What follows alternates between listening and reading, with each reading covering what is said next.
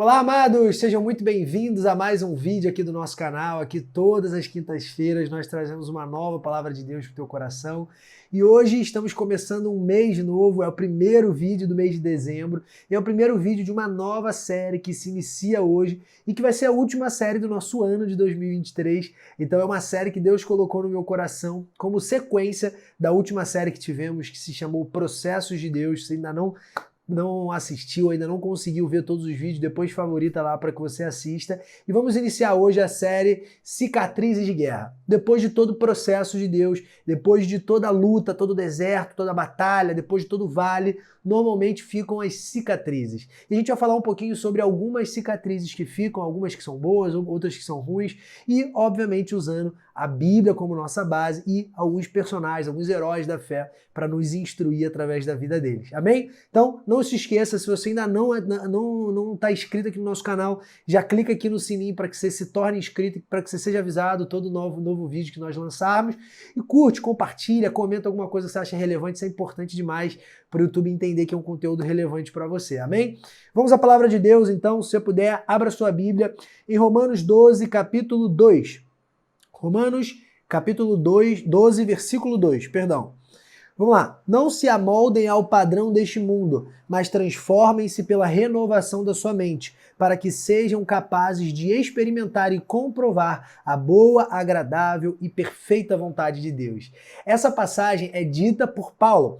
Paulo é quem fala sobre esse texto, e Paulo, o engraçado é que Paulo ele diz isso no momento onde ele acabou de passar por várias provações. Se você assistiu a nossa última série, a gente falou, por exemplo, no último vídeo, que foi na semana passada, nós falamos sobre a tempestade que Paulo enfrentou, sobre a cobra que ele enfrentou quando ele estava lá na ilha de Malta, fora todas as outras prisões que ele enfrentou, as vezes que ele foi apedrejado, enfim. Então Paulo enfrentou muitos desafios durante o ministério dele, e nesse momento ele estava preso em Roma, escrevendo para nós: não se amoldem ao padrão deste mundo, para que transformem-se pela renovação da sua mente. Então aqui Paulo está nos ensinando um princípio muito importante, mas que infelizmente nós ainda não experimentamos 100% na prática. Às vezes ouvimos falar, mas não experimentamos. E essa é uma das cicatrizes de guerra de Paulo, que eu aprendo e vivencio isso na minha vida. Eu quero que você aprenda a vivenciar na tua também, que é a renovação da nossa mente.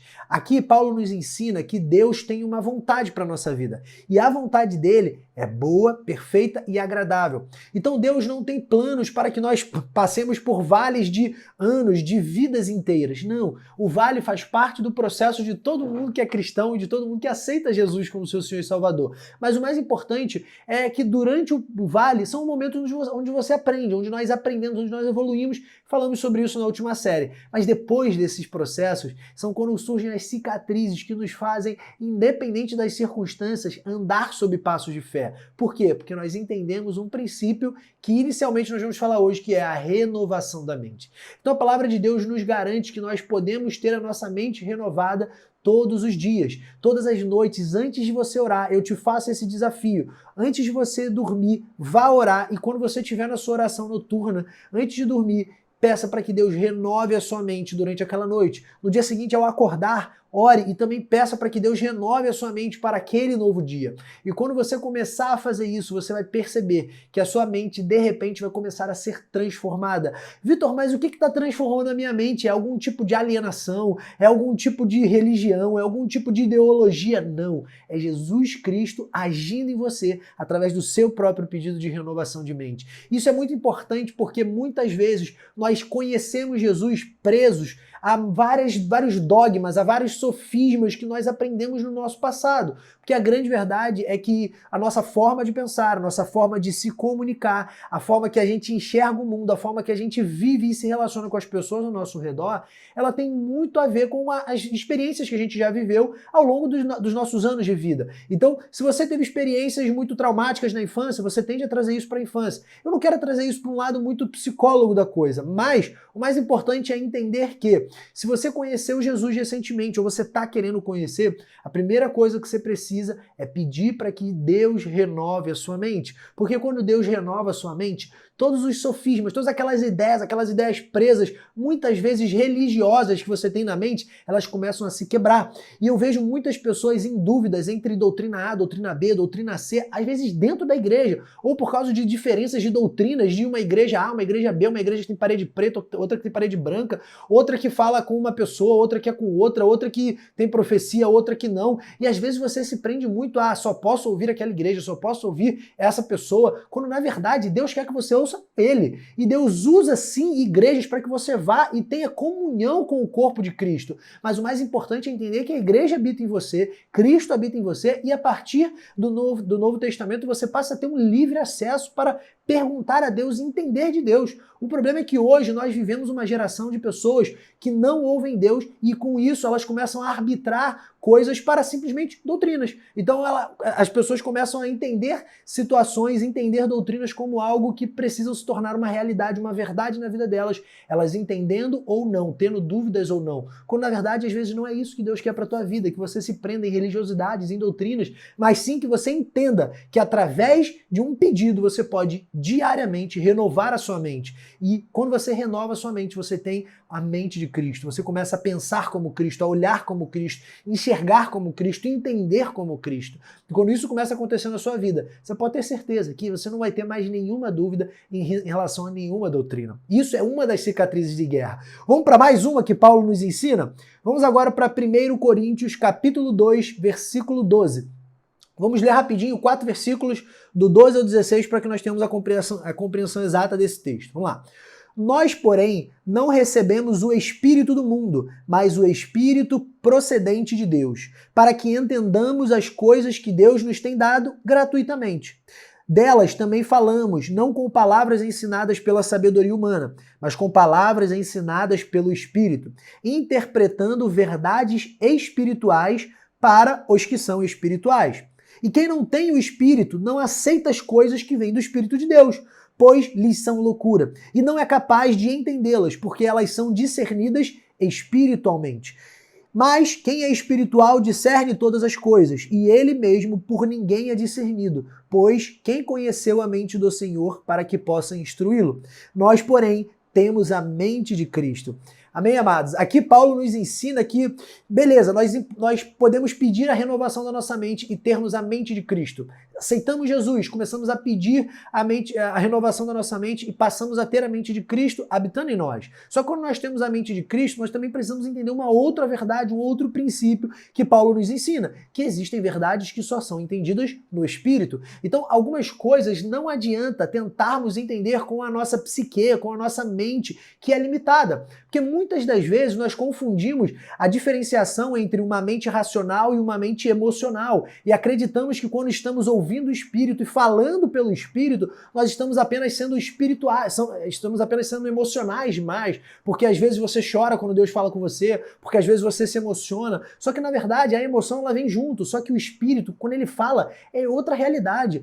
Nós temos um corpo, nós habitamos em um corpo, temos uma alma e temos um espírito. Então, se nós não aprendemos a diferenciar esses 3 pontos, dificilmente nós vamos conseguir viver uma vida de verdade nessa terra. Porque Paulo também nos ensina, vamos falar sobre isso já já, que nós precisamos aprender a subjugar a nossa carne e a nossa alma ao nosso espírito. Ou seja, nós temos corpo, alma e espírito, e o espírito precisa comandar, mas você só vai conseguir deixar o espírito comandar se você alimentar mais ele do que você alimenta a sua alma com as coisas que você vê, que você pensa, que você lê, e o seu corpo com as coisas que você come, que você faz, com os seus hábitos em relação ao teu corpo. Então, na prática, nós precisamos primeiro diferenciar, existe um corpo, existe uma alma, existe um espírito. Se nós não tivermos clareza de que existe um espírito dentro de nós, e que esse espírito, quando nós aceitamos Jesus, é o Espírito Santo de Deus, que começa aos poucos a transbordar dentro de nós como um rio de águas vivas, nós vamos ficar limitados ao que nós entendemos, e vamos ficar comparando a doutrina A, a doutrina B, a doutrina C, como eu falei, apenas com a nossa psique, com o que nós entendemos, que na maioria das vezes vezes é baseado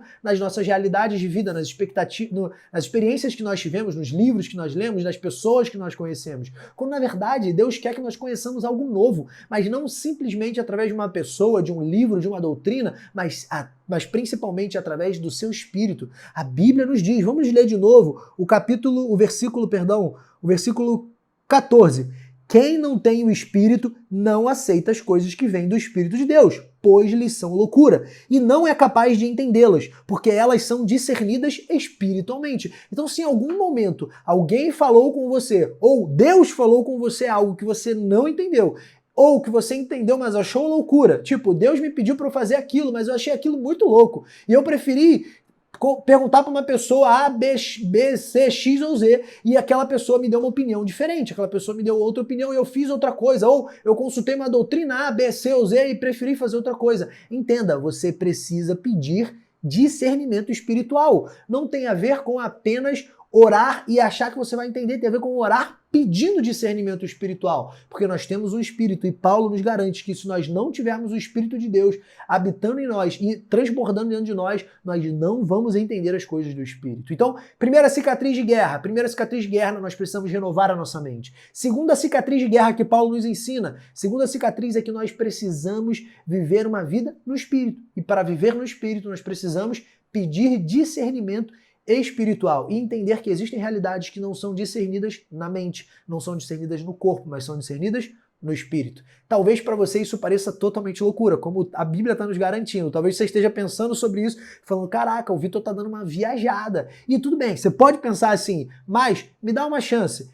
Ora e pede discernimento espiritual por pelo menos uma semana, sobre alguma coisa específica que você está em dúvida. E eu duvido que Deus não vai te dar o discernimento que você precisa para entender que uma vida no Espírito é muito maior e melhor do que uma vida simplesmente baseada na sua mente. Amém? Vamos para a terceira realidade que Paulo nos ensina através das cicatrizes de guerra que geraram os processos da vida dele. Vamos agora para 2 Timóteo, capítulo 4, versículo 3. Vamos ler do 3 ao 7 rapidinho. Pois virá o tempo em que não suportarão a sã doutrina. Ao contrário, sentindo coceiras nos ouvidos, juntarão mestres para si mesmos, segundo os seus próprios desejos. Eles se recusarão a dar ouvidos à verdade, voltando-se para os mitos. Vocês, porém, sejam moderados em tudo, suporte os sofrimentos, faça a obra de um evangelista, cumpra plenamente o seu ministério. Eu já estou sendo derramado como oferta de bebida. Está próximo o tempo da minha partida. Combati o bom combate, terminei a corrida e guardei a fé.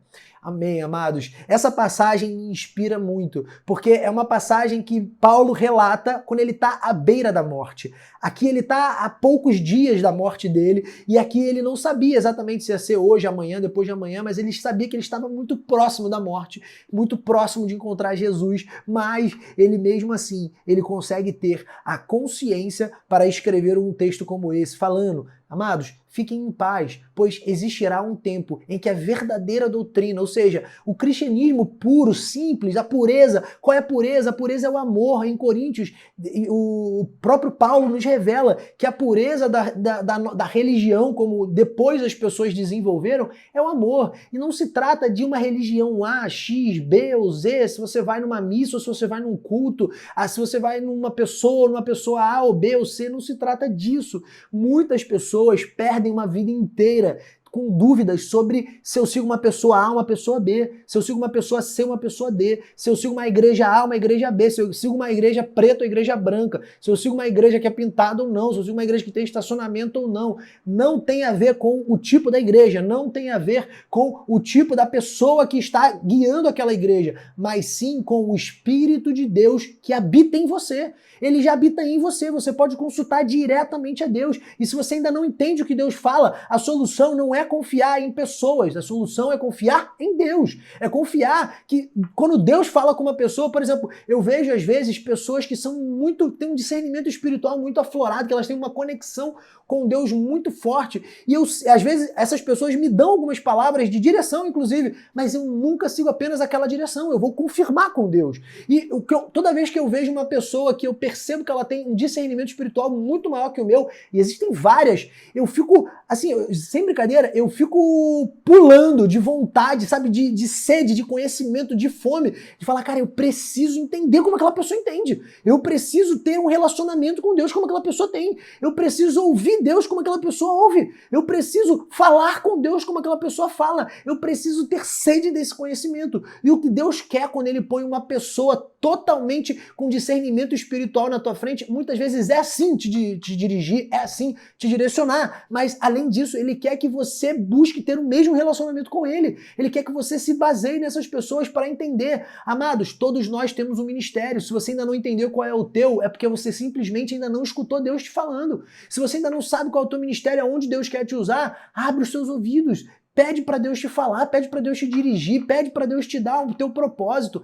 Pega esse último mês do ano e coloque isso como um propósito. Começa a orar a partir de hoje para que ainda esse ano de 2023 você tenha clareza do teu propósito de vida, você tire todas as dúvidas que existem na tua mente sobre uma religião, sobre uma pessoa, sobre a própria Bíblia, sobre divergências doutrinárias que de repente você encontrou no meio do caminho e isso tá te paralisando, isso tá te fazendo parar de andar. Deus quer que você caminhe, que você anda, que você progrida, mas para que você progrida, você precisa se relacionar com o Pai, você precisa ir a Ele, você precisa ter mais tempo com Ele, você precisa ter mais entendimento do que Deus quer da tua vida. Eu creio que Deus tem planos personalizados para nós, Deus tem um propósito para mim e um para você, mas não adianta você querer se basear apenas no que pessoas dizem. A palavra de Deus nos diz, novamente, pois virá o tempo em que não suportarão a sã doutrina. Ao contrário, sentindo coceiras nos ouvidos, juntarão mestres para si mesmos, segundo os seus próprios desejos. O que a Bíblia está nos falando com isso? Que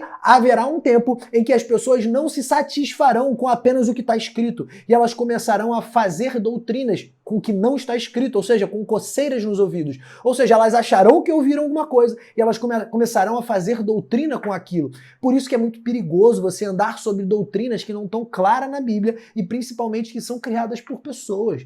Deus não quer que nós sigamos pessoas. Deus quer sim que nós sejamos liderados e respeitemos todas as autoridades que nos foram impostas na nossa vida. Seja autoridade parlamentar, autoridade política, autoridade como um policial na rua, autoridade como um professor, como um pai, como uma mãe, mas, sobretudo, Deus quer que nós estejamos conectados com Ele. Quando Deus enviou o seu próprio Filho e deixou que Ele morresse para que depois ressuscitasse, que Ele sofresse tudo que Ele sofreu naquele madeiro por mim e por você, você realmente acha que você precisa recorrer a doutrinas, perguntar apenas a pessoas? Sim, peça ajuda para pessoas, mas pergunta para Deus. Nós vivemos uma geração de pessoas que perguntam muito para pessoas, que estudam muito no Google, que leem muitos livros, mas não tem tempo de comunhão com Deus. Se o teu tempo de estudo, de perguntas, de conversas sobre a tua vida espiritual e até mesmo a tua vida emocional, tua vida financeira, tua vida profissional, ela é mais tempo com pessoas e livros escritos por pessoas do que com Deus. Tá alguma coisa errada aí, cara. Tem alguma coisa errada aí. É igual um filho. Eu tenho um filho, agora dois. Se eu perceber que o meu filho ele tá se baseando mais em coisas que ele tá aprendendo, por exemplo, com um amigo na rua, do que com o próprio pai ou com a própria mãe, tem alguma coisa errada aí. Eu preciso agir, eu preciso intervir como pai e eu preciso que ele queira me buscar para que ele entenda, porque se eu forçar, ele também não vai aceitar tudo que o pai quer ensiná-lo. Então, amados, 3 ensinamentos que nós temos hoje a partir da vida de Paulo. Primeiro, nós precisamos buscar a renovação da nossa mente. Segundo, nós precisamos aceitar que existe uma vida no espírito e que existem coisas que são apenas discernidas espiritualmente. Terceira coisa que Paulo nos ensina, não podemos basear o que pensamos e o que decidimos aceitar e acreditar para as nossas vidas, que são as nossas crenças, apenas em doutrinas criadas por homens. Tudo que você tiver dúvida, eu te desafio, peça uma confirmação para Deus. Vitor, mas e se eu não tiver discernimento? Pede 1, 2, 3, 5, 10, 20, 30 milhões de vezes a mesma confirmação, que eu duvido que você não vai entender claramente Deus falando ao teu coração. Agora, não ponha desculpas no que você não ouve de Deus, no que você quer ouvir com pessoas. Entenda o que Deus quer te falar, entenda o que Deus quer te dirigir, entenda o propósito que Deus tem para você. Aceita de uma vez por todas esse ministério e vai para cima do que Deus quer te usar, da onde Deus quer te usar, do local, da família, do ministério, do trabalho, da empresa onde Deus quer te usar. Em nome de Jesus, espero que você tenha aceitado e recebido essa palavra no fundo do teu coração como uma direção para a tua vida, mas consulte e confirme com Deus. Amém, amados? Semana que vem teremos mais, vamos fazer a nossa oração para finalizarmos. Pai, muito obrigado, Senhor, por essa palavra, por essa instrução que tu colocaste ao meu coração. Obrigado, Pai, pelas cicatrizes geradas pelos processos que Paulo passou para poder hoje nos ensinar a como ter uma vida reta e digna diante de Ti, Pai. Dai-nos, Senhor, um coração puro, Pai. Renova a nossa mente, meu Pai, em nome de Jesus. E, sobretudo, Pai, nos ensina a viver uma vida no Espírito, nos dê discernimento espiritual, Pai, e nos ajuda, Pai, a identificar as doutrinas que chegam às nossas vidas apenas para nos paralisar, Senhor. Em nome de Jesus, nós declaramos que nós vivemos sobre fé, com passos de fé, agindo no natural, para que o Senhor haja naquilo que ultrapassa o natural, naquilo que é o sobrenatural de Deus, Pai. Decidimos viver uma vida em comunhão contigo, Pai. Nos direciona, nos dirige, deixa claro qual é o nosso propósito de vida, Pai. Se existe alguém nessa oração que ainda não tem clareza do seu chamado, do seu ministério, do seu propósito, em nome de Jesus eu declaro, Pai, que ainda essa semana o Senhor falará com essa pessoa, o Senhor a visitará, Pai, e a deixará claro qual é o seu propósito, qual é o seu ministério, aonde o Senhor quer usá-la. Todos os teus filhos têm um papel específico em cada área onde eles são enxertados, Pai. E como o ramo que é enxertado na oliveira, nós declaramos, Pai, que aonde o Senhor nos enxertar, ali nós frutificaremos. Em nome de Jesus. Aleluia. Aleluia, Senhor. Muito obrigado. Muito obrigado, amados. Amém. Nos vemos na semana que vem.